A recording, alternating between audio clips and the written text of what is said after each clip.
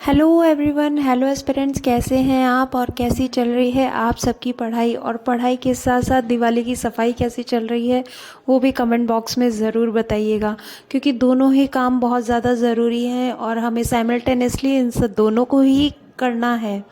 Friends, किसी ने मुझसे मैसेज करके पूछा है कि दीदी आप जो है इतना लेट सोती हैं और फिर इतना जल्दी उठ जाती हैं, आपका हेडेक नहीं होता क्या? तो देखिए, मैं बिल्कुल भी आपको झूठ नहीं बोलूँगी। जो ह्यूमन एक्टिविटी है वो हर किसी के साथ होती है। ऐसा नहीं है कि मुझे हेडेक नहीं होता है, मेरी तबीयत ख़राब नहीं होती, बिल्कुल होता है और ऐसा बहुत बार हो जाता है। लेकिन ये मेरे साथ डेली नहीं होता, क्योंकि ऐसा डेली नहीं है कि मैं 2 घंटे ही सोती हूँ। मैं अच्छी नींद भी लेती हूँ, 4 घंटे भी सो लेती हूँ, कई बार 5 घंटे भी सो लेती हूँ। लेकिन कई बार ऐसा होता है कि मुझे अच्छा टाइम मिल जाता है पढ़ने के लिए, तो उस टाइम मैं अपने सोने के टाइम को कम कर देती हूँ। फ्रेंड्स, जैसा कि मैंने आपको पहले भी बताया हुआ है कि हाउसवाइफ के लिए कोई टाइम फिक्स नहीं होता। अगर आप एक हाउसवाइफ हैं और आपके बच्चे हैं तो आपका डेली का डे बिल्कुल डिफरेंट निकलेगा। जैसा आज का दिन निकलेगा वैसा कल का बिल्कुल भी नहीं निकलेगा। हो सकता है आज अगर आपको 6-7 घंटे पढ़ने को मिले हैं तो कल आपको 4 घंटे ही पढ़ने को मिलेंगे। इसलिए ही तो कहते हैं कि कंसिस्टेंसी इज़ मस्ट। तभी मैंने आपको जब भी वीडियो बनाई है स्टार्टिंग से एक ही सजेशन दिया है कि आप उस एग्ज़ाम की तैयारी कीजिए जिसमें आपके 6 से लेकर के 12 महीने उस एग्ज़ाम में हो। क्योंकि जब आप डेली पढ़ते हैं, कंसिस्टेंटली पढ़ते हैं, तो आपको बस डेली पढ़ना है, चाहे आप 1 घंटे ही पढ़ें। लेकिन जब हमारी नज़दीक टाइम आ जाता है एग्ज़ाम का तो हमें 6-7 घंटे पढ़ना मस्ट होता है। और अगर हमारी पहले से तैयारी नहीं की हुई होती है तो वो हमारी जो पढ़ाई है वो डिप्रेशन मोड में चली जाती है और हम जल्दबाजी में उतना अच्छे से नहीं परफॉर्म कर पाते हैं जो हमें परफॉर्म करना चाहिए। तो हाउसवाइफ के लिए सबसे पहली टिप यही है कि आप एग्ज़ाम जो लंबा टाइम है उसमें आप उस एग्ज़ामिनेशन को चूज़ करें। दूसरा, आप कंसिस्टेंटली पढ़िए, क्योंकि आपका डेली का डे जो है वो डिफरेंट होगा। अब जैसे मुझे मैसेज किया उन्होंने कि आप 2 घंटे, तो ये मेरे साथ डेली नहीं होता है। डेली जो है मुझे 4 घंटे भी मिल जाते हैं सोने को, कभी 5 घंटे भी मिल जाते हैं, लेकिन मैं इससे ज़्यादा नहीं सोती हूँ। क्योंकि अगर मैं इससे ज़्यादा सोऊंगी तो फिर मेरा 6 घंटे वाला टारगेट कंप्लीट नहीं हो पाता है। मैं कोशिश करती हूँ, मैं अपने आप को टारगेट देती हूँ कि मुझे इतने टॉपिक्स कंप्लीट करने हैं और उन टॉपिक्स को मैं पूरा पूरा कंप्लीट करने के बाद ही सोती हूँ। तो उसमें अगर फिर मुझे 2 घंटे की नींद मिलती है तो वो मेरे लिए सफ़िशेंट है, और अगर मैं उसमें 4 घंटे सो रही हूँ तो भी वो मेरे लिए सफ़िशेंट है।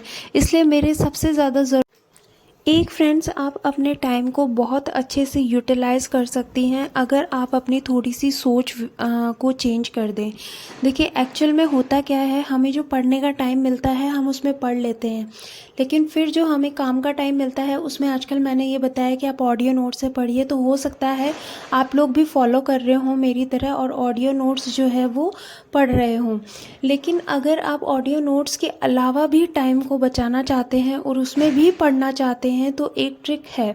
आप लोग क्या कर सकते हैं, आप लोग जब भी ऑडियो नोट्स नहीं सुन रहे हैं तो आपने जो भी टॉपिक तैयार किया है उसको अच्छे से याद कर लीजिए और एक चिट जो है वो छोटी सी बना लीजिए। उसमें जो शॉर्ट टर्म्स हैं उसमें उनकी डेट्स वगैरह जो भी टॉपिक किया है वो उनकी शॉर्ट नोट्स बना करके तैयार कर लीजिए और फिर उनको रिकॉल कीजिए।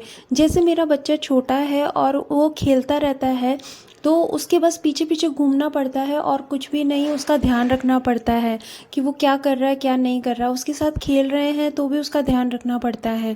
तो जब हम ऑडियो नोट सुनते हैं उसके साथ तो वो ध्यान थोड़ा सा भटक जाता है, तो मैं उसके साथ ऑडियो नोट्स नहीं सुन सकती हूँ। इसलिए मैं क्या करती हूँ कि जो भी मैंने टॉपिक तैयार किया है उसको मैं रिकॉल करती रहती हूँ ताकि मैं उसका ध्यान भी रख पाऊँ और मुझे अच्छे से याद भी हो जाए। और कई बार तो ये होता है कि उसके साथ मैं खेल खेल में पूरा टॉपिक जो है उसके साथ बोल जाती हूँ।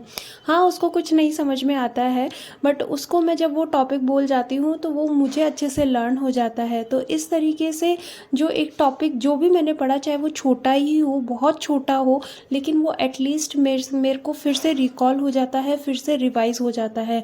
तो इस तरीके से जब हम अपने टाइम को बचाते हैं और टाइम को बचा के हम अपना प्रोडक्टिव जो भी आउटपुट निकालते हैं वो हमारे लिए बहुत बेनिफिशियल है।